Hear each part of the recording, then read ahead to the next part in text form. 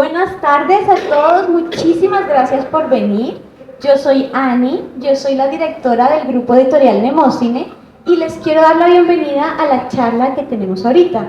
Las personas que ven allá, subidas detrás mío, son estudiantes de la Escuela de Escritores Nemocine y luego de un proceso largo de 2 años ya están terminando ya terminaron su novela, escribieron su novela y están publicando su primer libro. Por eso esta charla se llama Escribir novela por primera vez. Entonces, muchísimas gracias por venir, muchísimas gracias por estar aquí dándonos su apoyo. Ahora vamos a escucharlos a ellos. Muchas gracias, bienvenidos. Todos los que están allá afuera pueden entrar, bienvenidos.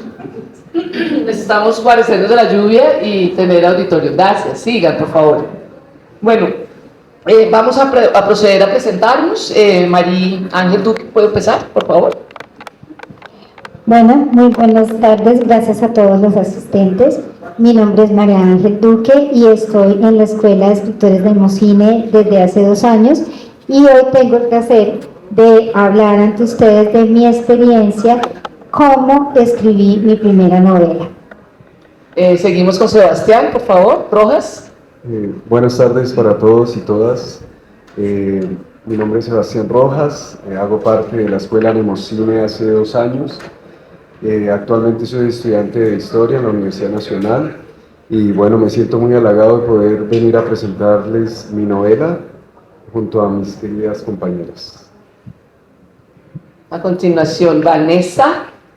Muy buenas tardes, mi nombre es Vanessa Quinn. Vanessa Quinn es mi seudónimo y yo estoy demasiado emocionada aquí porque he tenido el sueño de escribir una novela desde hace más de 10 años y pues gracias a mi amiga ya es un sueño hecho realidad y se lo voy a pasar el micrófono porque me voy a poner a llorar. Bienvenidas todas las emociones acá. A continuación, Elena Sandoval. Buenas tardes, yo soy Elena Sandoval, soy de Popayán. Llegué a la Escuela Nemocine por las redes virtuales, compré un curso de cuento de la escritora Ani Arbeláez y luego ya incomodidamente nos invitó a un psicólogo y a mí, que veníamos de un grupo virtual de México, a ser parte de su escuela. Mi amigo psicólogo, por razones de trabajo en Ecuador, pues tuvo que desistir del proceso y yo pues llevo 2 años encantada de compartir con Ani y con este maravilloso equipo de personas y de amigos, de compañeros. Gracias. Muchas gracias. Creo que a María se le olvidó decir que es médica de la Universidad Nacional, con muchas especializaciones posteriores. Vane, como la conozco, es una de nuestras mujeres más fuertes, que ha tenido que desplazarse por muchos eventos que ya conocemos de este país, y es una de las mejores pasteleras de Zipaquirá, que es un municipio en la Sabana, para los que no sepan. Y ya ella dijo que es profesora. Bueno, rápidamente, Marta Lucía Moreno Fajardo. Yo llegué a mí realmente porque los dioses lo definieron y las diosas lo definieron así. Yo estaba en la Escuela de Escritores de Tenjo, de donde son mis papás y mi abuelo paterno, y no pude nunca montar en derechos de autor del Ministerio del Interior mis obras para que no se las roben, y fue imposible. Alguien me habló de Ani de esa manera y ella fue la única que logró, casi que con tutoriales, y la llamo un día y le digo, no puedo creerlo, lo logré, muchas gracias. Me dice, a propósito, tengo un último cupo en la Escuela de Escritores de Cajicá, ¿te interesaría escribir una novela? Primer semestre teoría, segundo semestre la escribes, tercer semestre la reescribes con base en la lectura, cuarto semestre editas, imprimes. Yo venía, tengo que contarles esto porque hace parte del proceso. A mí me cogió la pandemia en Montreal, en Quebec, en Canadá, y yo había estado allá buscando opciones de maestrías en escritoras creativas, y así se me apareció este año. Y estamos publicando, vamos a publicar. Quiero aclarar que las que estamos aquí terminamos de escribirla, ya nos hemos mirado, pero por temas de edición y de impresión es un tema posterior. Entonces decidimos estar aquí gracias a que Ani sacó un stand como campaña de expectativa, para que nos vayan conociendo y para que se vayan emocionando de lo que llega. Bueno, Ani me acaba de decir que la idea es tener 25 minutos contestando las siguientes preguntas, y trajimos 4 de 5 2 minutos de lectura de un fragmento de nuestras respectivas novelas. Entonces no sé si les parece empezar hablando de cómo fue el proceso, en el orden que quieran. Yo ya conté el proceso mío, o sea que no importa. Bueno, antes de escribir esta novela, se llama Bajo Tinieblas. Ya había intentado 2 novelas, ambas de ciencia ficción, pero no había logrado como reunir todos los elementos, las bases, para poder pasar, no sé, de las 5.000, 10.000 palabras.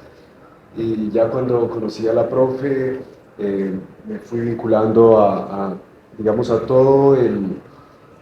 todas las herramientas que nos ha brindado con su escuela, pues pude tener muchas más bases para poder concretar mis ideas y pues poder pasar como esa barrera inicial de, pues no sé, como de no poder tener la sinergia suficiente para conectar y darle orden a todo lo que tenía en mi cabeza. Cuando empecé a escribir la novela estaba en un pueblo a unas 10 horas de acá, un pueblo donde crecí y que siempre ha estado azotado por la violencia. Entonces, por eso fue hace 2 años y justo para entonces logré, no sé, inspirarme y empecé a construir toda la trama y todos los elementos narrativos que conforman esta novela, que es bastante oscura, bastante psicológica también. ¿Vale? Bueno, mi proceso, yo tengo TDAH, que eso se llama, es trastorno del déficit de atención con hiperactividad, y a mí me cuesta mucho concentrarme y lograr terminar alguna actividad, alguna tarea, porque quiero todo como hacerlo ya y acelerarme, hacer las cosas ya. Y con el curso, la escuela lo obliga a uno a ir poco a poco, ir aprendiendo paso a paso y hacer las cosas despacio para poder lograrlas completas. Entonces, a mí me sirvió no solamente para poder escribir, terminar la idea que tenía desde hacía más de 10 años, sino que me ayudó también en el proceso en la parte psicológica, porque en la terapia donde estoy siempre me preguntan los doctores que cómo va ese proceso, porque me ha ayudado mucho en la parte de tomarme las cosas despacio. Entonces, pues, para mí ha sido como importante ese proceso. Elena. Gracias. Bueno, mi proceso comienza mucho antes, durante la pandemia también, durante un proceso de duelo. Comienza mi proceso justo en un proceso mental fuerte de escoger una chica bipolar como personaje y el psicólogo decirme por qué no empiezas a escribir de tu vida, que también es una novela, y eso unido a otros procesos de mujeres cercanas a mí. Entonces nació toda esa inquietud de buscar en las redes virtuales todo lo que tenía que ver con creación literaria, con narrativa, y luego como comenté aquí, pues encontré el curso con Ani, que fue mi ruta definitiva, el encuentro conmigo misma de saber qué quería escribir. No escribo sobre temas sencillos, al comienzo escribía sobre fantasía, pero todo este giro de la búsqueda hace que yo escriba temas como manoseo, violación, aborto, enfermedades mentales también.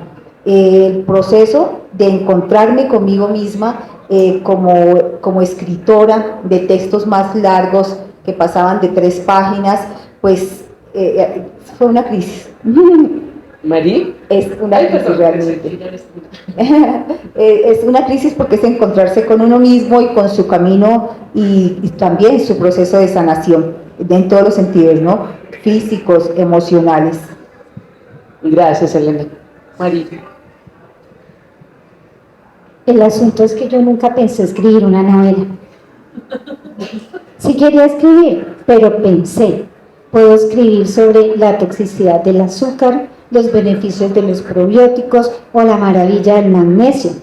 Puedo escribir sobre el efecto de las enfermedades en la sociedad, puedo escribir sobre todo lo que causa la asociación de estados emocionales y la enfermedad.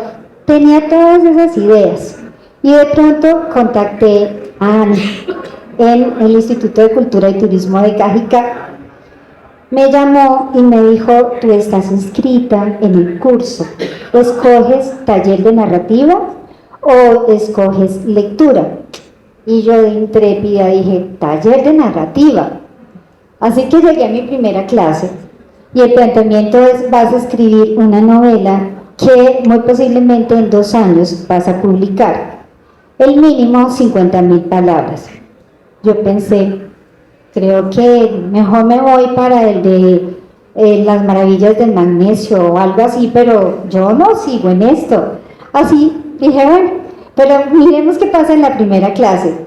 Y pasó en la primera, en la segunda, en la tercera, hasta que completé un semestre completo de clases en las que me di cuenta que sí podía escribir una novela, que sí podía hacer narrativa, que de pronto mi imaginación iba mucho más allá de la molécula de glucosa, mucho más allá de todo esto, y que yo podía usar todos esos elementos que todavía estaban en mi imaginación y hacer una novela. Así que seguí la invitación de Ani, el maravilloso acompañamiento de mis compañeros, porque sin ellos no hubiera podido, la inspiración de escuchar a estas personas encantadoras hablando de sus experiencias, compartiendo sus instantes, sus ideas, sus sueños, sus fantasías, sus locuras, ¿por qué no decirlo? Y me impulsaban y yo decía, yo soy capaz y espero haberlo logrado. Gracias entonces a mis compañeros, y es como una cosa de decir, bueno, todos podemos llegar a escribir una novela, todos, así como en la película de Ratatouille, cualquiera puede cocinar. Muchas gracias, Mari. Es para sumar un poco sobre lo que dijo Elena, yo escribo desde niña, no dije que fui politóloga, y digo fui porque este proceso de construcción es bastante complicado, pero escribo poesía desde niña y la palabra para mí es el oxígeno, básicamente es lo que me permite ser. Entonces, ya el proceso lo conté. La segunda pregunta que queremos compartir con ustedes es qué retos tuvimos que enfrentar. El que quiera, empieza. Yo creo que uno de los retos fuertes que yo tuve fue encontrar mi camino. Como dije, escribía cuento breve de fantasía y después terminar escribiendo novela, encontrar dentro de mí toda esa capacidad de recrear espacios, personajes, escenas, temas. Gracias pues a las clases que tuvimos con Ani, pues realmente sí, ese fue un reto, encontrar el camino como novelista. Sebastián, Mari. Pues para mí el reto fue poderme concentrar o poderle dar como forma a mis ideas, porque a mí se me vienen 50.000 ideas en la cabeza a la vez y yo estoy como cuando esas máquinas de billetes que meten la gente a ver qué billete agarra. Bueno, yo soy así, pero con las ideas. Entonces yo, hablo sobre fantasmas, porque a mí me encanta el terror. Hablo sobre fantasmas, voy a hablar sobre demonios, voy a hablar sobre esto, y quería hablar sobre todo y mezclar, y como que ese fue como el punto mío, como tratar de enfocarme en una sola cosa para poderle dar forma a mis ideas. Ese es mi reto más grande siempre. Mari. El reto principal fue saber direccionar la historia que estaba confabulando en mi cabeza. El personaje principal de mi novela inicialmente iba a tener un trastorno mental suave, de una bipolaridad. Con el paso del tiempo decidí que no iba a quedarse ahí, que en realidad iba a ser una esquizofrenia.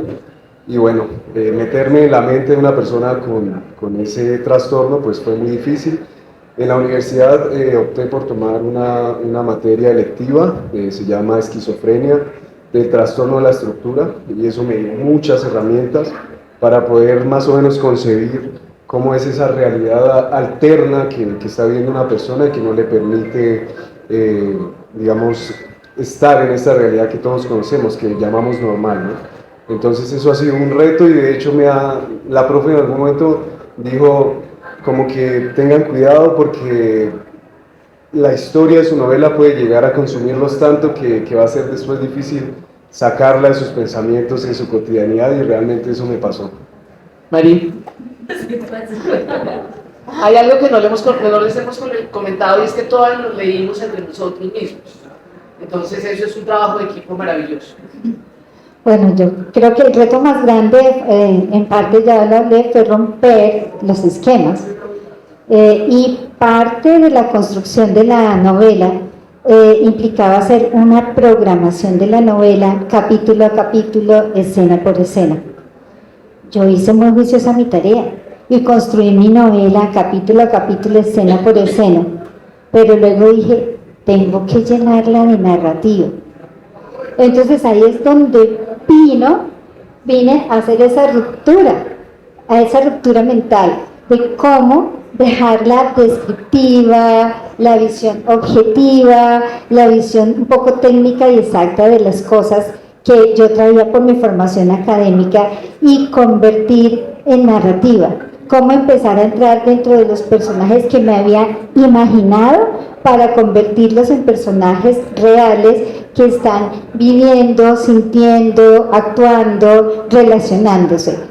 Todo ese proceso de cómo volverlo narrativa, de cómo entrar en mi personaje, de cómo hacerlo llegar, de cómo hacerlo sentir, para mí es el reto más grande. Y no, todavía no puedo decir que haya alcanzado logros en eso. Estoy en ese proceso, en el proceso de ir construyendo esa narrativa.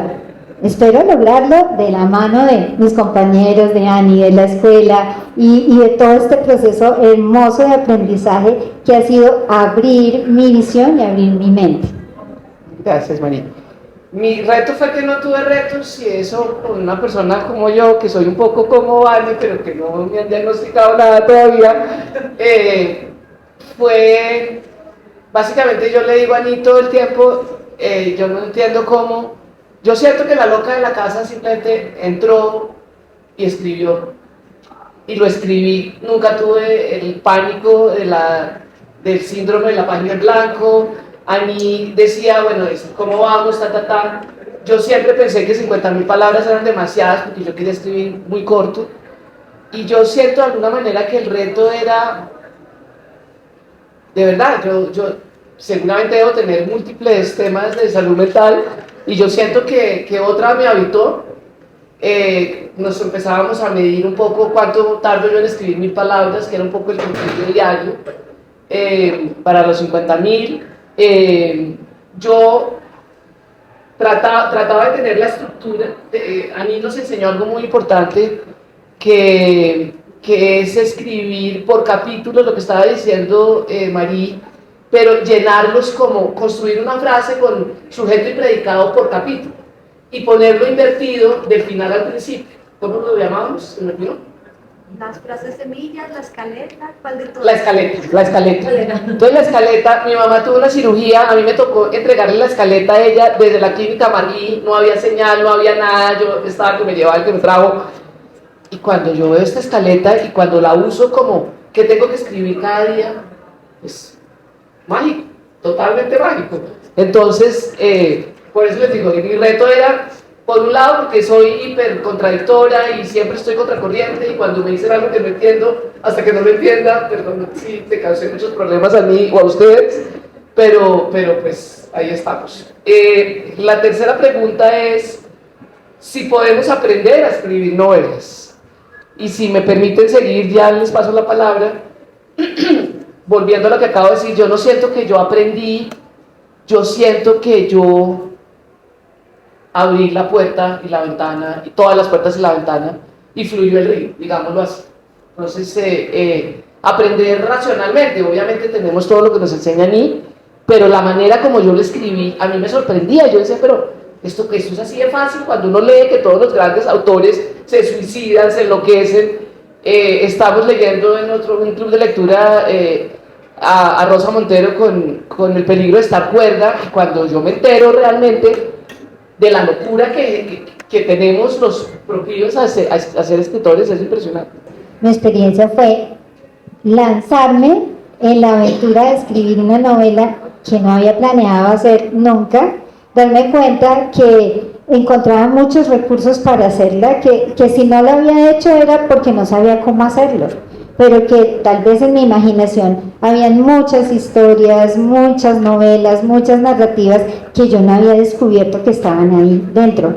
Y el encontrar una técnica, una manera de entrelazarlas y de volver la realidad, para mí fue un aprendizaje, bueno, es un aprendizaje en el que estoy. Y yo diría, yo puedo aprender a escribir novelas, puedo aprender a hacer mucho más y puedo hacer muchas novelas. Sebas. Bueno, en cuanto a aprender, considero que sí, sí se puede, como podemos aprender a hacer cualquier cosa. Los seres humanos y la neuroplasticidad de nuestro cerebro nos permite hacer maravillas. En ese proceso de elaborar esta novela, justamente estudiando a un psiquiatra español, José María Álvarez, él dice que nosotros, los seres humanos, habitamos la dimensión del lenguaje y el lenguaje nos habita a nosotros. Es decir que todas estas ideas y todos estos elementos que necesitamos para hacer una novela en realidad están ahí en la imaginación. Y justamente a través de todo el proceso con la profe, todas las herramientas, los tipos digamos, narrativos, de conflictos, nos permiten poder concadenar todo esto que tenemos acá en la imaginación y plasmarlo en palabras de una forma adecuada y entendible. Sí se puede aprender a escribir novela, porque nosotros tenemos toda la imaginación, todos los temas, todos los personajes, todo lo que podamos crear, pero no tenemos la organización para hacerlo. Entonces, cuando la escuela nos da todos esos elementos de lo que es un conflicto, una trama y una estructura, entonces nosotros empezamos a ver que nuestra imaginación puede caber dentro de todo esto y tener un orden lógico. Cuando leemos ya es el problema, porque ya las novelas, por ejemplo, cuando yo leo a Ángela Becerra, que me encanta, yo ya la leo, pero desde, bueno, ¿qué me aporta desde la estructura? Aunque ella es maravillosa, novelista, pero ya uno la lee con otra visión, ¿no? Está utilizando esta trama o este conflicto o esta estructura. Sí, eso es lo que tenemos cuando escribimos novelas, ya leemos con otra visión, pero sí se puede aprender a escribir novelas. Vale. Sí, una de las cosas que siempre le dicen, y hay personas que llegan a decir, no, es que eso no se aprende, eso se nace con ese talento. Todos los seres humanos tenemos la capacidad de imaginar, de crear, nada más cuando estamos durmiendo. Los sueños que tenemos, eso es nuestro cerebro trabajó solito para crear una historia. Y yo, por ejemplo, lo que hago es que cojo de mis pesadillas, porque fue un trabajo de mi cabeza, fue donde yo me inspiré para hacer mi historia, de una pesadilla que yo tuve hace mucho tiempo, que era recurrente y que me despertaba hasta con taquicardia. Entonces, se puede aprender, claro.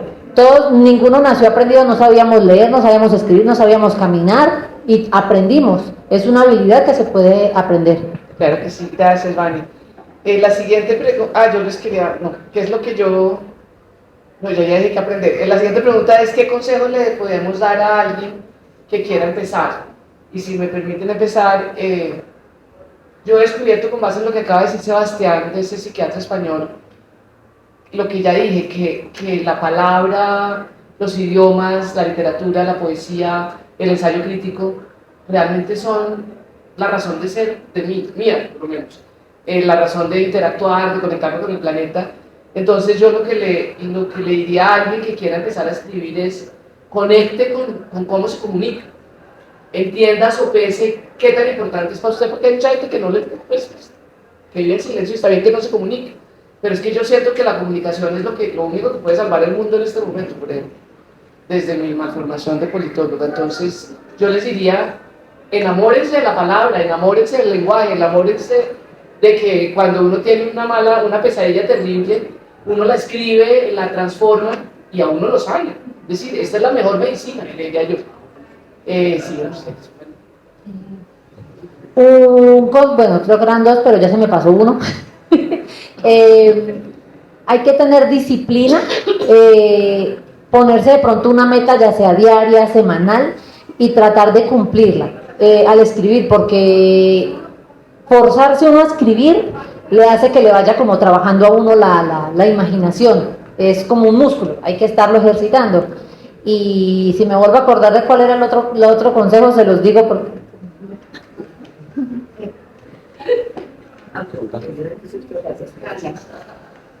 Yo, el consejo que le daría a alguien que quiere escribir es que no abandone su sueño. Yo escribo a partir de una crisis de COVID, de una trombosis, de un proceso de salud bastante fuerte, una trombosis que se repite este año, pero nunca abandoné mi sueño. La trombosis se repite por secuelas del COVID, nunca abandoné mi sueño. Entonces hay que buscar las herramientas que nos ayuden a constituir y a construir este sueño. No hay que abandonarlo, hay que estar allí siempre. No escribí 250 palabras, pero hice novela corta, no lo abandoné. Entonces hay que persistir. Bueno, adicional a lo que dicen mis compañeras sobre la disciplina, sobre perseverar y conservar el sueño, no renunciar a él nunca, diría que para alguien que tiene esa iniciativa de escribir, que está ahí como en esa marea de no saber por dónde, le recomendaría que se sumerja en el mundo del arte, digamos, no solo en la literatura, digamos, voy a escribir, tengo que forzarme a escribir, porque a veces cuando no está ahí como ya el hábito, a veces es muy difícil, pero digamos que es a través del arte que nosotros podemos meternos de lleno en la imaginación. Y poco a poco se nos van a ocurrir ideas que sí o sí vamos a tener que plasmarlas en el papel. Va a llegar ese momento en el que es inevitable que ocurra. Y pues adicional ya vendrá la disciplina, vendrá el hábito, cosas que son un poco pues ya más difíciles de adquirir, pero que hacen parte del proceso. Y yo agregaría a todo lo que han dicho mis compañeros, la habilidad importante de desarrollar la habilidad para comunicarse, para no abandonar los sueños, para hacer una disciplina, volverlo un placer, disfrutar cada cosa, dejar que la mano vuele junto con la cabeza y que eso se vuelva profundamente placentero. Hacer de ese momento en que escribimos en el día, en la noche, en cualquier parte, el momento más rico, más exquisito, más eufórico del día. Sentirlo como un placer, como un instante de éxtasis, como un gran instante de vida. Ese sería mi consejo. Bueno, tenemos preparados 2 minutos de lectura de fragmento de novela, 4 de los otros 5. El que quiera empezar. Señores. La novela se llama Urna de Cristal.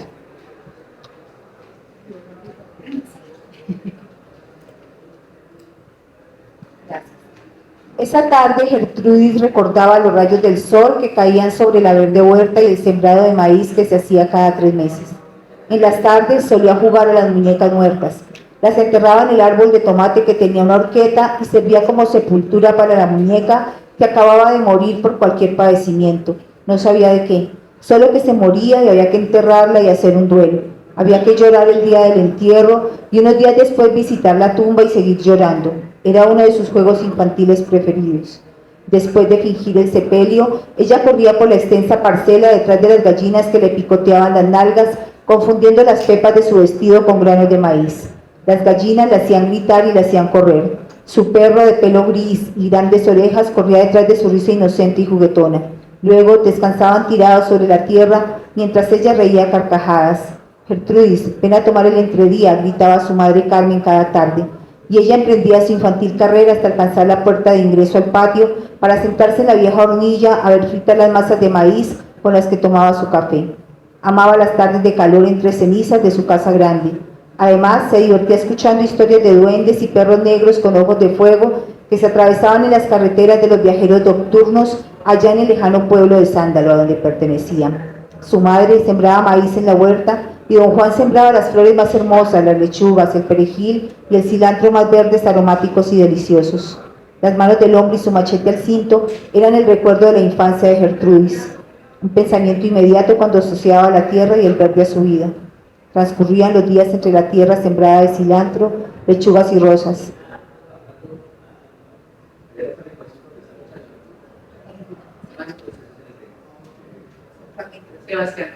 Listo, mi novela se llama Bajo Tinieblas. Dice: una breve mirada al piso me hizo replantear mis intenciones, y entonces, súbitamente una voz en mi cabeza susurró: mátalos. Me tapé los oídos horrorizado. Creo que esa misma sensación me embarga en este momento. La incomodidad sube por los pies hasta la punta de los dedos de mi mano y me hace estremecer.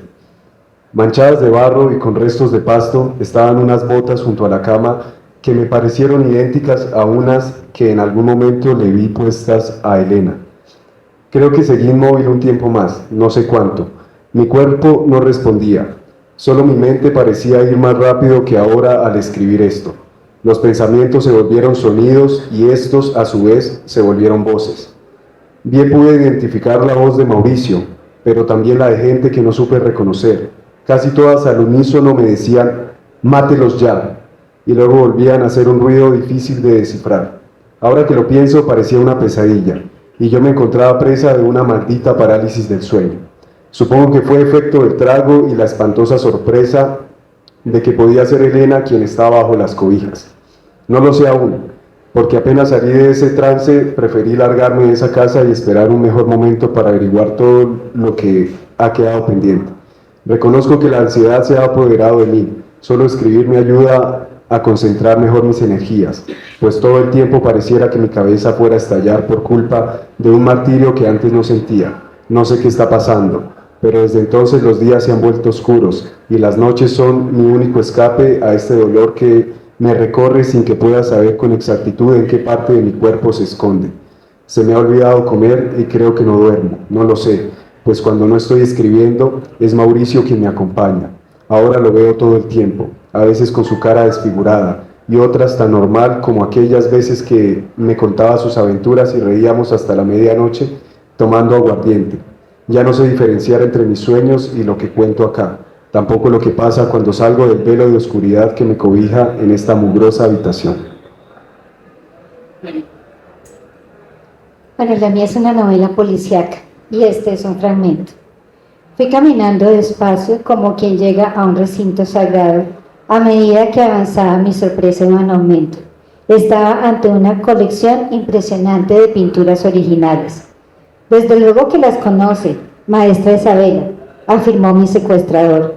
Yo no le respondí. Estaba absorta observándolas una a una.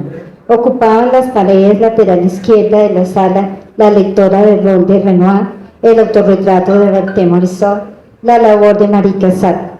En el muro del fondo pude ver la joven de Berthe Morisot. Entre el laberinto central, abierto por uno de sus lados y construido con grandes láminas de madera, ocupaba el centro del salón, estaba la niña lectora y en las otras paredes se hallaban vacías, pero preparadas como si esperaran ser ocupadas. Le dije que era coleccionista. Bien, esta es parte de mi colección de efigies, me explicó sin poder esconder cierta sensación de orgullo y vanagloria. ¿Parte?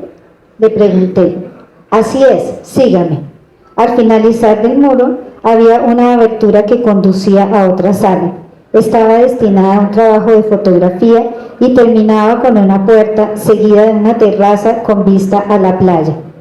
Pude ver que tenía una mesa con 2 cámaras fotográficas, 2 lámparas grandes y un reflector, un trípode y un par de asientos.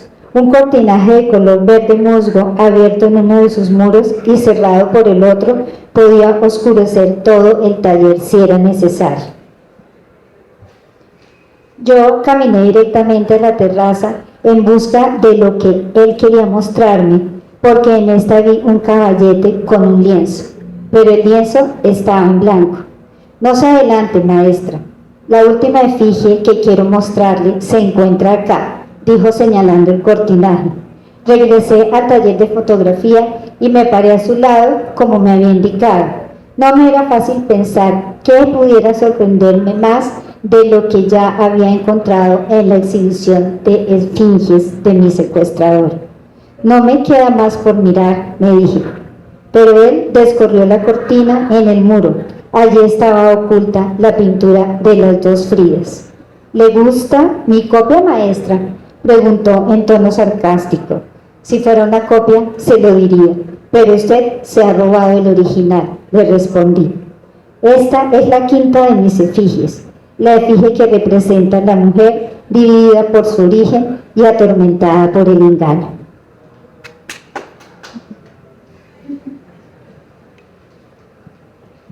Susi, ¿dónde estás? Luego de escribir, retiré la vista del móvil cuando una mujer joven con ropa de gitana, que se encontraba en las carpas de artesanías del Parque de la Esperanza, salió corriendo hacia la calle, gritando, y casi es atropellada por un carro que pasaba por allí. En ese momento me di cuenta de que me faltaba la mitad del camino cuando sonó mi móvil. ¿Dónde crees? La forma en que mi amiga escribía no se parecía a las conversaciones que siempre teníamos, ni siquiera cuando nos hacíamos bromas. Si es una broma, Susi, no es gracioso. ¿En dónde estás? Tal vez por ese presentimiento de que algo malo iba a pasar, tenía la impresión de que la gente gritaba dando alaridos de dolor y las sirenas de las ambulancias y la policía sonaban más fuerte. Cuando me enteré del entorno en que me encontraba, ya había cruzado la calle y estaba al lado de la droguería. De pronto, como si alguien me hubiera dicho que una noticia horrible me iba a llegar por medio de un mensaje de WhatsApp, levanté mi móvil para ver. Arriba. Me quedé helada porque sabía lo que iba a pasar y no pude hacer nada para evitarlo. Lo único que se cruzaba por mi mente era ¿por qué? ¿Por qué tener un presagio de algo que no podía evitar? Y así, con la mirada fija en el vacío, solo sentí como un bulto cayó a mi lado con un sonido de palos rompiéndose contra el pavimento y algo líquido me chispeó el cuerpo y la cara.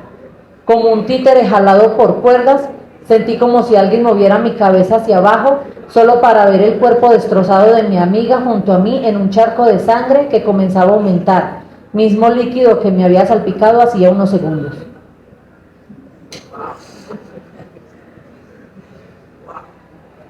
Bueno, mi novela iban a ser 3 cuentos femeninos, se volvió novela. Mi fragmento. Nació como género artístico en Italia hace más de 4 siglos y se ha mantenido vivo más allá de toda vicisitud, precisamente porque sus historias nos reflejan como humanidad, en todas nuestras formas posibles de cotidianidad. Nuestras emociones, los amores, las desgracias, traiciones y desengaños, crímenes, fiestas, batallas, creencias. Solmar escuchaba la lección de su abuela intermitentemente, como si entre líneas algo o alguien le quisiera decir algo más. Giacomo Puccini, El lago, Martín, ¿qué habrá sido el mejor de sus orgasmos sostenidos? ¿Cuánto silencio? ¿De qué tipo de espacios cadenciosos y levitantes pudiéramos estar hablando? ¿Se hicieron acaso algún tipo de promesa? ¿Habrían renacido de las cenizas, cual aves fénix, todas aquellas polvaredas energéticas de vértigos y éxtasis? Respira muy fuerte nuestra princesa, casi que al límite de una hiperventilación. La abuela apenas lo percibe porque ya se había sumergido en el abismo sonoro de su propia perplejidad incólume frente a las artes. En uno de los palcos laterales y a una prudente distancia del escenario del otrora Teatro Reggio en Torino, nuestro diplomático alemán advertía muy a lo lejos que algo no estaba bien con su invitada. Pero ¿cómo dañar la sorpresa? Su halcón mayor lo acompañaba, excitado le pedía, con su pico sobre las uñas de su mano izquierda, que le permitiera llevar la rosa más hermosa que esa mañana había florecido en los jardines. Lo considera, lo reconsidera, vuelve y lo piensa, y se lo permite acariciándole su cresta coronada. Nadie más que ella advirtió la presencia del ave rapaz tras el sobrevuelo silenciosamente agudo de su alma. Se queda extasiada en un aroma que nunca antes había descubierto. No podría describirlo con palabras. Lo que sí asoció inmediatamente después fue el aroma que percibió sobre toda su piel a la mañana siguiente del encuentro aquel, cuando ya no tuvo a quien decirle lo que aquel poema colombiano pudo evocar sobre sí misma y sobre aquel apasionadísimo encuentro. Repetía en voz alta: caminando de un lado para otro aquellos versos que más y mejor ilustraban sus sentires. Comillas del poema colombiano. Porque en efecto no se miraron al amarse. Probablemente los separaban 1000 años mientras se penetraban de deseos inmortales. Cierra comillas el poema.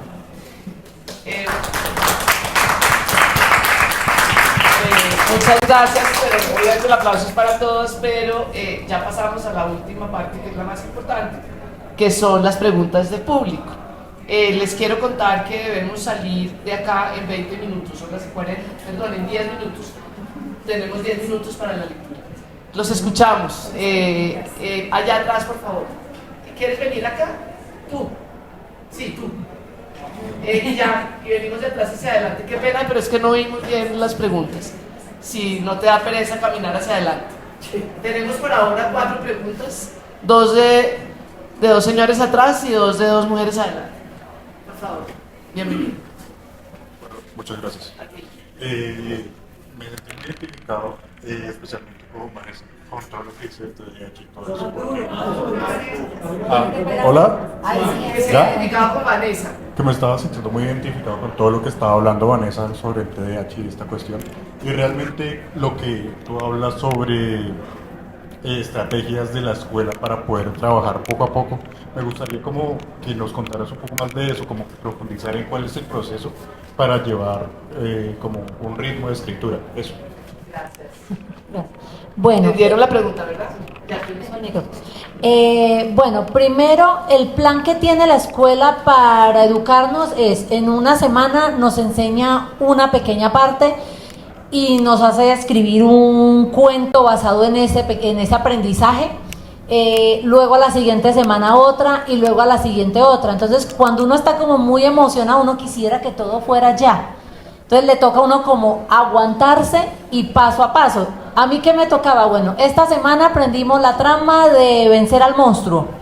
Entonces, ¿qué hacía yo? Yo me sentaba, si leía un cuento, entonces miraba si tenía la trama de vencer al monstruo y en qué se relacionaba. Si veía una película, que yo soy fan de las películas de terror, entonces comenzaba a mirar los elementos que componen una trama de vencer al monstruo, que internamiento en la caverna profunda y que no sé qué. Entonces empezaba a identificar y se me iba como grabando aún más las tramas, al punto de que llegaban mis compañeras, Vanessa, ¿cómo es que es la trama de vencer al monstruo? Y yo, bueno, consiste en esto, entonces yo era la que desatrasaba el grupo. Y cuando ya comenzamos con el ritmo de escritura, porque después del primer semestre que ya teníamos la escaleta, o sea, el programa de cómo íbamos a escribir, yo ya me quiero sentar a escribir. Y Ani nos dijo, no se siente, si quiere escribir haga, pero haga un capítulo que sea el segundo, el tercero, no vaya a escribir el primero. Y yo, pero yo quiero empezar por el primero, y yo empiezo y yo, ay, qué desespero. Entonces es mucho de paciencia. Y Ani nos colocó un ritmo que nos decía, bueno, si usted su novela va a ser de 50.000 palabras y tiene tantos días, entonces divida eso entre esa cantidad de días y tiene que escribir eso diario. Yo me propuse escribir una de 100.000 palabras, así que mi reto era el doble de mis compañeras. El punto es que yo me sentaba y hasta que no terminaba un capítulo entero no me paraba, y eran 4, 5, 6 horas sentada, y mis capítulos terminaban de 4.000 palabras. El punto es que cuando yo terminé la novela quedó de 160.000, quedó del triple. Y un golpazo que me dieron ahorita con la parte de edición es que tuvimos que quitarle casi la mitad, porque me dijo que había una parte que le faltaba muchísimo más desarrollo. Entonces me dijo, o queda más larga la novela, o vuelve eso una saga y deja hasta cierto punto un libro y hasta cierto punto otro. Entonces yo no, lo voy a volver una saga, y la primera saga entonces va a quedar de 90.000 palabras, la primera parte. Siguiente pregunta. Sí, bueno, ya venimos. O grita hacia allá para que no. ¿Me escuchan? Sí. Yo quisiera saber cómo escogieron a su narrador. El narrador. ¿Quién quiere hablar? ¿Yo? Vanessa, quisiera saber cómo se llama tu novela. El narrador. Bueno, mi novela inicialmente yo la había colocado Almas Condenadas, porque en una parte que escribí hay una profecía donde dice que los reyes del infierno van a venir a este mundo Y para eso necesitan 7 almas que están condenadas a prestar su cuerpo para ellos. Y entonces a mí me sonó la palabra. Pero cuando le hicimos la parte de edición, estamos haciendo ahorita la edición, me dice, eso suena mucho para novela de terror y mi género va más a la fantasía oscura. Entonces lo cambiamos y dejamos la saga, la dejamos como el libro de los dioses, y el primer libro se llama La profecía de Terrestris, el segundo se va a llamar Las llaves de Tartaria y el tercero El arma de Caelestis. Entonces ya tenemos el nombre de los 3 primeros. El narrador, esa es la gran pregunta. Como yo escogí el thriller como género, pues los thrillers que yo había leído siempre tenían un narrador en tercera persona, el narrador que está viéndolo todo, que es el narrador omnisciente, presente en todos lados, que puede describir y ver todo. Y así hice una primera novela de 80.000 palabras. Cuando se fue a la revisión, a mis compañeros, ellos dijeron que les había gustado, pero a mi profesora no le gustó. Me dijo, no me gusta la narrativa, no me parece que sea así, voy a proponerte que cambies el narrador y que pases de un omnisciente a una primera persona. ¿Por qué? Porque de esa manera no escribes cosas que no estén directamente relacionadas con la trama y con todo lo que sucede en la novela y no te vas por las ramas. Así que el reto fue escribir una nueva novela que pudo ser un poco a partir de la primera, que fue de 53.000 palabras, y esa es la novela que actualmente tengo en edición. Gracias. Narrador. El narrador que yo uso es un narrador omnisciente y algunas veces que el personaje necesita contar un narrador personal. ¿Por qué un narrador omnisciente? Porque es lo que fluye cuando estoy escribiendo. Es el que ve, es el que observa, es el que siente, es el que está inmerso como íntimamente en los personajes y en el autor. Perdón, pero así que quedan 2 minutos. Sigue, tenemos 2 preguntas. Bueno, mi narrador es en primera persona y lo escogí básicamente por un halago que me hizo alguna vez un profesor. Me dijo que escribía muy bien en primera persona.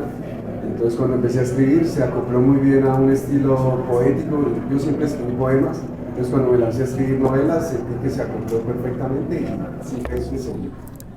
Pregunta por aquí, por aquí. Mi pregunta es, ¿ustedes tienen un sistema para escribir una novela de mapeo o de brújula? Mapa. Mapa, la escaleta es Eso, mapa. nosotros trabajamos mapa. Brújula es cuando alguien se sienta y logra y se pone a llega allá. escribir lo que le fluya.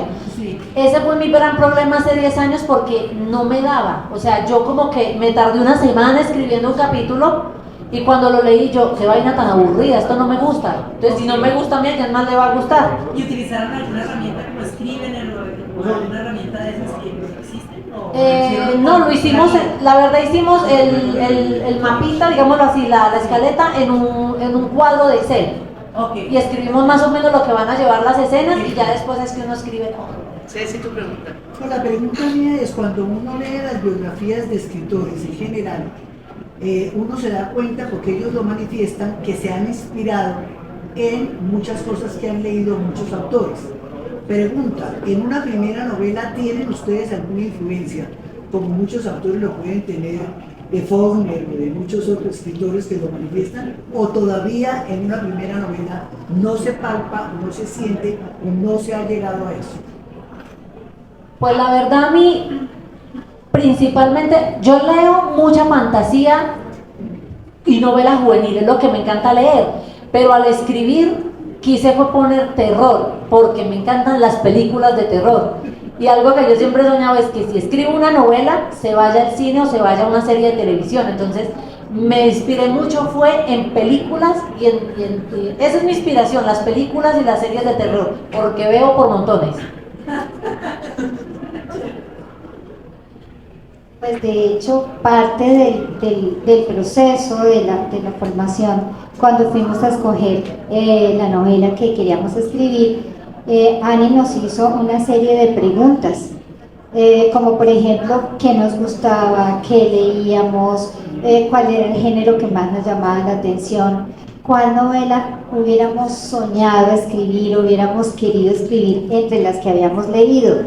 Y yo diría que esa es una forma de escoger también el tema que a uno le gusta, la temática que a uno le gusta. Y mi planteamiento fue el siguiente: si yo voy a disfrutar lo que voy a hacer, pues voy a escoger esos temas que yo disfruto leyendo. Así que si los disfruto leyéndolos, pues voy a disfrutarlo más escribiéndolos. Entonces para mí, yo creería que sí hay una influencia entre lo que uno ha ido revisando, leyendo en la literatura y lo que uno puede crear. Ahora, como yo soy principiante, no sé qué pase después, pero es lo inicial. En mi caso, las películas. A mí me encantan las películas psicológicas, así con una trama de misterio, de crimen.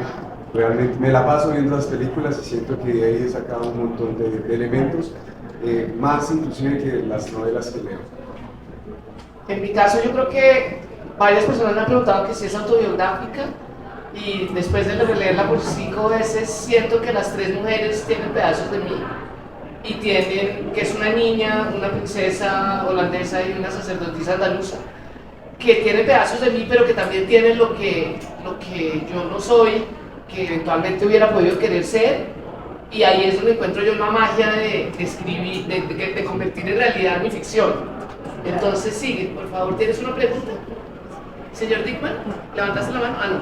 ¿Alguien más tiene preguntas? Creo que ya nos tenemos que ir. Listo, no, ya.